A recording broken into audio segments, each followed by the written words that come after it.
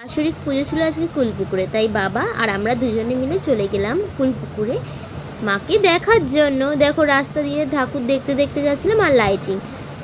আর দেখো আমরা আগে থেকে এখান থেকে সন্দেশ নিয়ে নিয়েছিলাম, তার পাশের দোকান থেকে ধূপকাঠি মোমবাতি নিয়ে নিয়েছিলাম, কেন আশেপাশে অনেক ভিড় ছিল তার জন্য। জানি এই সময় ভিড় থাকবেই। আরও কত লাইটিং দেখতে দেখতে কিন্তু আমরা পৌঁছে যাচ্ছিলাম।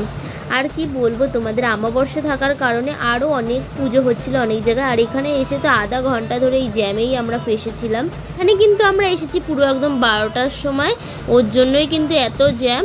পাশেই পার্কিং ছিল, সেখানে গাড়ি রেখে তারপরে হেঁটে দেখো মায়ের মন্দিরের সামনে চলে গেছিলাম। দেখো মায়ের মন্দিরের সামনে গিয়ে তো মানে আলাদাই অনুভূতি, মাকে দেখার জন্য আরও ব্যাকুল হয়ে পড়েছিলাম। দেখো সঙ্গে সঙ্গে মাকে দেখে নিলাম। দেখো বলো জয় মা।